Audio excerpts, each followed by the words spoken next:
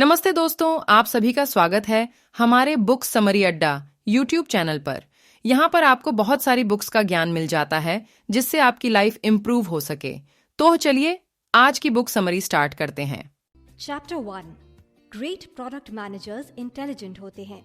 आमतौर पर ये देखा जाता है कि 10 में से 9 प्रोडक्ट्स रिलीज होने के बाद फेल हो जाते हैं। आखिर इसके पीछे का रीजन क्या है? इसके पीछे के रीजन उस प्रोडक्ट के प्रोडक्ट मैनेजर्स होते हैं। कई बार ये देखा गया है कि प्रोडक्ट मैनेजर के रोल को साफ साफ डिफाइन नहीं किया जाता है, या फिर उस पोजीशन में जो आदमी होता है उसके अंदर उतनी काबिलियत नहीं होती है। इसलिए ज्यादातर कंपनी के सीईओ ये सोचते रहते हैं कि आखिर प्रोडक्ट मैनेजर को हायर करते समय उनके अंदर कौन कौन सी क्वालिटी को देखना चाहिए। अगर क्वालिटी की बात करें तो प्रोडक्ट मैनेजर के अंदर काफी काबिलियत होनी चाहिए। उसके अंदर सिचुएशन को समझने के साथ ही साथ प्रॉब्लम सॉल्विंग एटीट्यूड भी होना चाहिए। जैसा कि आपको भी मालूम है कि प्रोडक्ट मैनेजर को कस्टमर की दिक्कत का समाधान करना आना चाहिए। इसके लिए जरूरी है कि उसे सबसे पहले कस्टमर की समझ को भी समझना आना चाहिए। इसलिए यहाँ पर ऑथर कहना चाहते हैं कि आगे से आप कभी भी प्रोडक्ट मैनेजर को हायर करें तो ये जरूर देखें कि वो सिचुएशन को कैसे समझता है। इसी के साथ प्रोडक्ट मैनेजर को वर्सटाइल इफेक्टिव कम्युनिकेटर भी होना चाहिए। इसके पीछे का कारण यही है कि उसे अपने काम के दौरान कई सारे लोगों से इंटरैक्ट करना पड़ता है। उसे स्टेक होल्डर से भी बात करनी पड़ती है। इसलिए ये बहुत जरूरी है कि उसे टेक्नोलॉजी और बिजनेस साइड दोनों के बारे में जानकारी होनी चाहिए। फाइनली प्रोडक्ट मैनेजर की पूरी जिम्मेदारी होती है कि उस तरह के प्रोडक्ट की डिलीवरी की जाए जैसे प्रोडक्ट के बारे में प्रॉमिस किया गया था। प्रोडक्ट मैनेजर को काफी ज्यादा मेहनत भी करनी पड़ती है। उन्हें काफी लंबे समय के लिए काम करना पड़ता है। इसलिए उन्हें वर्क एथिक्स के बारे में भी पता होना जरूरी है। इसी के साथ उन्हें टाइम मैनेजमेंट के बारे में भी पता होना चाहिए। इसी के साथ उन्हें ये भी पता होना चाहिए कि काम को प्राथमिकता में कैसे रखा जाता है। उन्हें पता होना चाहिए कि प्रोजेक्ट के लिए कौन सा काम पहले होना चाहिए और कौन सा काम बाद में होना चाहिए। तो अब आपके सामने सवाल है कि आपको ऐसे लोग कहाँ मिलेंगे? इसका सबसे अच्छा तरीका हो सकता है कि आप अपनी ही कंपनी के अंदर उनकी तलाश करिए। आप नजर डालिए कि सबसे काबिल लोग कौन कौन से हैं। इसके लिए आपको सभी डिपार्टमेंट में नजर घुमानी पड़ेगी। ग्रेट प्रोडक्ट मैनेजर कहीं भी हो सकता है। इसी के साथ आप ये भी देख सकते हैं कि अभी हालिया में या फिर पहले के प्रोजेक्ट में किन लोगों ने शानदार काम किया था। अगर एक बार आपको आपके फ्यूचर प्रोडक्ट मैनेजर मिल जाएं, तो उनको ट्रेन करिए। याद रखिए कि ग्रेट प्रोडक्ट मैनेजर्स इंटेलिजेंट होते हैं। चैप्टर 2 प्रोडक्ट मैनेजर्स को ऐसी टीम की जरूरत होती है। किसी भी प्रोडक्ट मैनेजर के कंधों पे 2 मुख्य जिम्मेदारियां होती हैं। प्रोडक्ट की ग्रोथ का आकलन करना और उन्हें ऊंचाइयों तक ले जाने के लिए स्ट्रैटेजी तैयार करना। इस तरह के काम के ऊपर ध्यान बनाए रखने के लिए प्रोडक्ट मैनेजर को एक अच्छी टीम की जरूरत होती है। जिस तरह किसी भी सक्सेसफुल सीईओ को एक मैनेजमेंट टीम की जरूरत होती है, लेकिन टीम ऐसी होनी चाहिए जिसे अपने रोल के बारे में अच्छे से पता होना चाहिए। किसी भी प्रोडक्ट का यूजर इंटरफेस अनुभवी डिजाइनर बनाते हैं, लेकिन उनका भी प्रोडक्ट मैनेजर की देख रेख में काम करना जरूरी होता है। इसी के साथ उस टीम में इंजीनियर का रोल भी बहुत इम्पोर्टेंट होता है, लेकिन प्रोडक्ट इंजीनियर ऐसा होना चाहिए जिसे प्रोडक्ट मैनेजर के इंस्ट्रक्शन में काम करना आता हो। यहाँ पर प्रोडक्ट मैनेजर का रोल भी काफी अहम है। इंजीनियर समझ सकें कि प्रोडक्ट की असल जरूरत क्या है। इसके लिए प्रोडक्ट मैनेजर्स को इंजीनियर्स को शुरुआत से ही उस प्रोसेस में शामिल करना चाहिए। इसी के साथ ही साथ प्रोडक्ट मैनेजर्स को इंजीनियर्स को ये भी बताना चाहिए कि प्रोडक्ट को लेकर कस्टमर की एक्सपेक्टेशन क्या है। इसी के साथ ही साथ प्रोडक्ट के बारे में दुनिया को बताने के लिए एक मार्केटिंग पर्सन की भी जरूरत होती है। मार्केटिंग के लिए भी प्रोडक्ट मैनेजर और मार्केटिंग पर्सन को साथ में ही स्ट्रैटेजी बनानी चाहिए। फाइनली किसी भी प्रोडक्ट का फायदा होगा अगर आप अपनी कंपनी में से स्मार्ट लोगों का चयन उस टीम के लिए करेंगे। इसलिए कोई भी टीम बनाते समय इस बात का ध्यान जरूर रखना है कि लोगों के अंदर उस काम को लेकर स्किल्स जरूर होनी चाहिए। इसी के साथ ही साथ आप टीम के बाकी प्लेयर्स को अनऑफिशियल डेप्यूटी प्रोडक्ट मैनेजर भी बना सकते हैं। उनसे आप आइडिया भी मांग सकते हैं। ऐसा करने से आपको कई बेहतरीन इनपुट्स मिलेंगे। इसलिए ये याद रखिए कि प्रोडक्ट मैनेजर्स को एक अच्छी टीम की जरूरत रहती है। चैप्टर 3, यूजर एक्सपीरियंस डिजाइन को प्राथमिकता देने की कोशिश करनी चाहिए। आप कैसे जानते हैं कि कोई प्रोडक्ट अच्छा है या फिर नहीं अच्छा है? इस बात का पता ऐसे चलता है कि उस प्रोडक्ट का यूजर एक्सपीरियंस कैसा है। अगर यूजर एक्सपीरियंस शानदार होगा तो प्रोडक्ट भी शानदार ही होगा। इसके एग्जाम्पल के तौर पर आप आईपैड को देख सकते हैं। कस्टमर उसे इसलिए पसंद करते हैं क्योंकि उसको डिजाइन ही ऐसे किया गया है कि यूजर फ्रेंडली रहे। यूजर फ्रेंडली प्रोडक्ट बनाने के लिए प्रोडक्ट मैनेजर को डिजाइन की टीम के साथ भी काम करना पड़ता है। आखिर डिजाइन के ऊपर काम करने वाले डिजाइनर कैसे काम करते हैं? वो सबसे पहले टारगेट ऑडियंस को समझने की कोशिश करते हैं। वो ये समझने की कोशिश करते हैं कि प्रोडक्ट को यूज करने वाली टारगेट ऑडियंस क्या चाहती है। एक बार जब वो टारगेट ऑडियंस के दिमाग को समझ लेते हैं, उसके बाद वो उसी हिसाब से डिजाइन को तैयार करने की कोशिश करते हैं। इसके बाद विजुअल डिजाइनर का रोल आता है। वो डिजाइन के लुक के ऊपर काम करते हैं। इन्हीं दोनों के काम तय करते हैं कि किसी भी प्रोडक्ट को लेकर यूजर का एक्सपीरियंस कैसा रहने वाला है। इसलिए लेखक ने इन्हें प्रोडक्ट टीम का बहुत ही ज्यादा महत्वपूर्ण हिस्सा बताया है। इसलिए इनको प्रोडक्ट को तैयार करने वाले हर भाग में हिस्सा लेना चाहिए। इनको पता होना चाहिए कि प्रोडक्ट को तैयार करने के लिए कैसी स्ट्रैटेजी बनाई जा रही है। इसी के साथ लेखक ये भी बताना चाहते हैं कि विजुअल डिजाइनर के काम को कम आंका जाता है। उनके काम को कंपनी में कम महत्व दिया जाता है, लेकिन अगर विजुअल डिजाइनर ढंग से काम ना करे तो कभी भी आपके प्रोडक्ट को कस्टमर पसंद नहीं करेगा। उन्हीं के काम के कारण प्रोडक्ट को लेकर कस्टमर के अंदर इमोशन का जन्म होता है। किसी भी प्रोडक्ट से सक्सेस के पीछे उसे यूज करने वाले कस्टमर के इमोशन का बहुत बड़ा योगदान होता है। इमोशन के एग्जाम्पल के लिए आप एप्पल कंपनी के प्रोडक्ट्स को देख सकते हैं।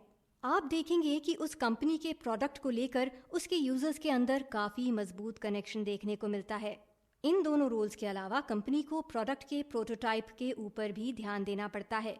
डिजाइन टीम पूरी तरह से प्रोडक्ट के लिए कंट्रीब्यूट कर सके, इसके लिए प्रोडक्ट मैनेजर को ये ध्यान देना पड़ता है कि वो इस बात का ख्याल रखे कि इंजीनियर के टेक ओवर करने से पहले डिजाइन टीम का काम खत्म होना चाहिए। इसके पीछे का कारण ये होता है कि अच्छे डिजाइनर कई सारे एक्सपेरिमेंट करना चाहते हैं। किसी भी प्रोडक्ट की डिजाइन के लिए कई सारे एक्सपेरिमेंट करने भी चाहिए, लेकिन जब इंजीनियर टेक ओवर करते हैं तो उसके बाद एक्सपेरिमेंट का समय नहीं मिलता है। इसलिए प्रोडक्ट मैनेजर को ये ध्यान देना पड़ता है कि डिजाइनर को पर्याप्त समय मिलना ही चाहिए। इसलिए प्रोडक्ट मैनेजर को ये ध्यान देना पड़ता है कि डिजाइनर को पर्याप्त समय मिलना ही चाहिए। हमारे चारों तरफ नए प्रोडक्ट के लिए अवसर मौजूद हैं। मार्केट में नए आइडियाज आ रहे हैं। टेक्नोलॉजी लगातार इनोवेट हो रही है। कंपटीशन बढ़ रहा है। लेकिन इन सब के साथ ही साथ नए प्रोडक्ट्स के लिए अवसर भी आ रहे हैं। कई लोग ये भी कहते हैं कि मार्केट सैचुरेट हो रहा है, लेकिन लेखक मानते हैं कि इससे अवसर में कोई फर्क नहीं पड़ता है। अपॉर्चुनिटी अगर नहीं भी है तो भी आपको उसे पैदा करना ही पड़ता है। लगातार बदलते हुए मार्केट में प्रोडक्ट मैनेजर की ये जिम्मेदारी होती है कि वो प्रोडक्ट की अपॉर्चुनिटी पर ध्यान दे।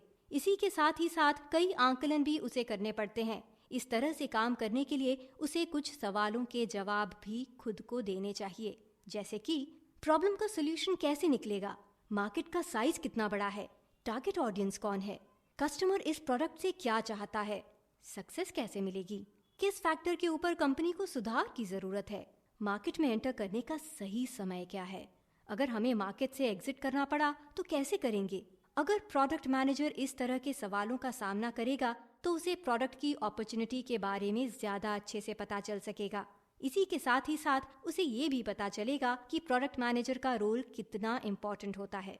अगर आपकी कंपनी के प्रोडक्ट मैनेजर को इन सवालों के जवाब नहीं मालूम है तो फिर आपको सोचना चाहिए कि क्या वो इस किरदार के लिए सही है। कहीं आपने जल्दबाजी में तो किसी को चुन नहीं लिया है। इन सवालों के जो जवाब आए उन्हें डॉक्यूमेंट करने के बाद प्रोडक्ट मैनेजर को अपने सीनियर से डिस्कशन करना चाहिए। इस डिस्कशन के बाद प्रोडक्ट को लेकर कई सारी गलतफहमी खत्म हो जाएंगी। ये याद रखना चाहिए कि ये सारे सवाल प्रोडक्ट की अपॉर्चुनिटी को समझने के लिए हैं। अगर आप भी बिजनेस की शुरुआत कर रहे हैं तो फिर आपको भी पता होना चाहिए कि किसी भी प्रोडक्ट को बनाने से लेकर कस्टमर तक ले जाने में कई सारे पड़ाव आते हैं। प्रोडक्ट अपॉर्चुनिटी को समझने के बाद ही मैनेजर को प्रोडक्ट डिस्कवरी के फेज में जाना चाहिए। प्रोडक्ट डिस्कवरी के फेज में पता चलेगा कि वो राइट प्रोडक्ट कौन सा है जो कि प्रोडक्ट अपॉर्चुनिटी को मैच कर सकता है। चैप्टर 4। अब समय आ गया है कि आप एक नज़र प्रोडक्ट डिस्कवरी के ऊपर भी मार लीजिए। सक्सेसफुल होने के लिए आपके प्रोडक्ट को कैसा होना चाहिए? सरल, इंजीनियर इसके ऊपर आसानी से काम कर सकें। यूजेबल, कस्टमर को उसे यूज करने में मजा आए। कस्टमर फ्रेंडली, आसानी से यूज किया जा सके। वैल्यूएबल, ऐसा प्रोडक्ट जिसे कस्टमर खरीदना चाहें। ऊपर बताई गई इन सभी खूबियों को आपको प्रोडक्ट बनाने से पहले ही जांच लेना चाहिए। इसके लिए प्रोडक्ट मैनेजर और डिजाइनर को एक प्रोडक्ट का प्रोटोटाइप बनाकर उसके ऊपर डिस्कशन करना चाहिए। एक बार जब उस डिस्कशन के बाद आपको पता चल जाए कि आपका प्रोडक्ट ऊपर दी गई कसौटी पर खरा उतर रहा है, फिर आप उस प्रोडक्ट को इंजीनियर के हवाले करिए। आपको एक फंडामेंटल माइंडसेट के ऊपर काम करना पड़ेगा। इस माइंडसेट को आपको प्रोडक्ट डिस्कवरी से लेकर एग्जीक्यूशन तक फॉलो करना पड़ेगा। इसी के साथ आपके पास प्लान्स के कई वर्जन होने चाहिए। उन वर्जन्स का आप तभी यूज करेंगे जब मैनेजमेंट को प्रोडक्ट में किसी चेंज की जरूरत लगेगी। चैप्टर 5। प्रोडक्ट की टेस्टिंग में ध्यान देना नहीं भूलना है। प्रोडक्ट मैनेजर की एक बहुत बड़ी जिम्मेदारी होती है कि वो इंजीनियरिंग टीम को प्रोडक्ट के स्पेसिफिकेशंस के बारे में सही और सटीक जानकारी दे। इसके लिए उसे खुद सही जानकारी का पता होना चाहिए। इस काम को करने के लिए प्रोडक्ट मैनेजर के पास एक अच्छा प्रोटोटाइप का होना बहुत जरूरी है।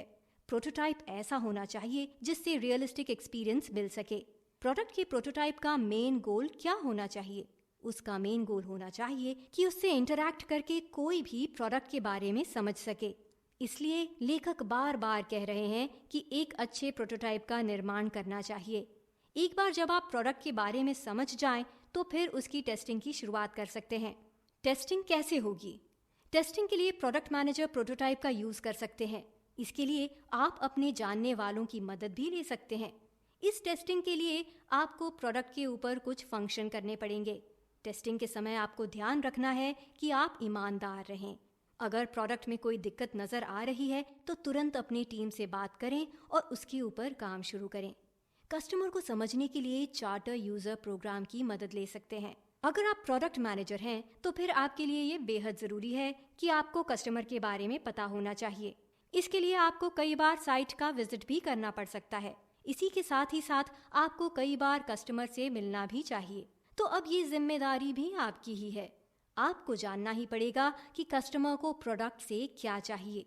प्रोडक्ट मैनेजर के तौर पर कस्टमर को जानने के लिए आप चार्टर यूजर प्रोग्राम का यूज करिए। क्या है ये प्रोग्राम? इस प्रोग्राम के तहत आपको 8 से 10 कस्टमर चाहिए जिन्हें प्रोडक्ट से दिक्कत हो। इसके बाद आपको इन कस्टमर्स के साथ काम करके ये समझना है कि आखिर दिक्कत कहाँ है। इसी के साथ ही साथ आपकी कंपनी को उस दिक्कत को खत्म भी करना है। इस प्रोग्राम की मदद से आपको अपनी टारगेट ऑडियंस को अच्छे से समझने का मौका भी मिलेगा।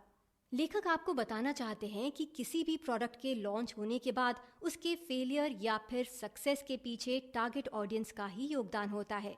इसलिए प्रोडक्ट मैनेजर होने के नाते आपकी ये जिम्मेदारी है कि आप टारगेट ऑडियंस को अच्छे से समझ जाएं। चैप्टर 6। प्रोडक्ट मैनेजमेंट के महत्व को भी जानना पड़ेगा। प्रोडक्ट मैनेजमेंट का सीधा लेना देना चॉइस से होता है। कौन से फीचर्स आपको प्रोडक्ट के अंदर चाहिए, आपका प्रोडक्ट कैसा होना चाहिए, ये सब चॉइसेस आपके हाथों में ही होती हैं। इसलिए आपको इसको लेकर काफी ज्यादा सतर्क होने की जरूरत है। लेकिन इस तरह के फैसले इतने आसान नहीं होते हैं। इसके पीछे का कारण क्या है? कारण सिंपल सा यही है कि कंपनी के अंदर कई स्टेक होल्डर्स होते हैं। उनकी सोच हर पहलू के बारे में अलग अलग होती है। सबको साथ में लाने के लिए आपको एक कंपनी मिशन तय करना पड़ेगा। इसी के साथ उस मिशन को सबसे साझा भी कराना पड़ेगा। साथ ही साथ आप जिस भी प्रोडक्ट के ऊपर काम करने वाले हैं उस प्रोडक्ट का एक प्रिंसिपल होना चाहिए। टीम के सभी लोगों को और स्टेक होल्डर्स को पता होना चाहिए कि प्रोडक्ट का मेन प्रिंसिपल क्या है। मान लीजिए कि आप कोई ऑनलाइन प्रोडक्ट बनाने वाले हैं तो उसका मेन प्रिंसिपल सिक्योरिटी हो सकती है। अगर प्रोडक्ट मैनेजर होने के नाते आपने प्रोडक्ट मैनेजमेंट की कला को अच्छे से सीख लिया तो समझ लीजिएगा कि आपके प्रोडक्ट की डिमांड भी बढ़ जाएगी। इसी के साथ ही साथ कंपनी के स्टेक होल्डर्स को भी पता चल जाएगा कि इस प्रोडक्ट के प्रोडक्ट मैनेजर के अंदर एक अलग ही काबिलियत है। भले ही आप नए प्रोडक्ट बना रहे हो या फिर पुराने प्रोडक्ट को अपडेट कर रहे हो। लेकिन प्रोडक्ट मैनेजर होने के नाते आपको अपने लक्ष्य के बारे में पता होना चाहिए। आपको कभी भी ये नहीं भूलना चाहिए कि आपके प्रोडक्ट की यूएसपी क्या है। अगर नए प्रोडक्ट में बदलाव करना है तो फिर आपको पता होना चाहिए कि कंपनी का गोल क्या है। इसी के साथ ही साथ आपको प्रोडक्ट के बिजनेस के बारे में भी ज्ञान होना चाहिए। आपको सोचना पड़ेगा कि प्रोडक्ट में चेंज करने से उसके बिजनेस में कितना फर्क पड़ेगा। मान लीजिए कि आपका प्रोडक्ट एक वेबसाइट है जिसकी टारगेट ऑडियंस विजिटर है। अभी विजिटर 5% है। इसी के साथ आप साइन अप प्रोसेस को आसान बनाना चाहते हैं।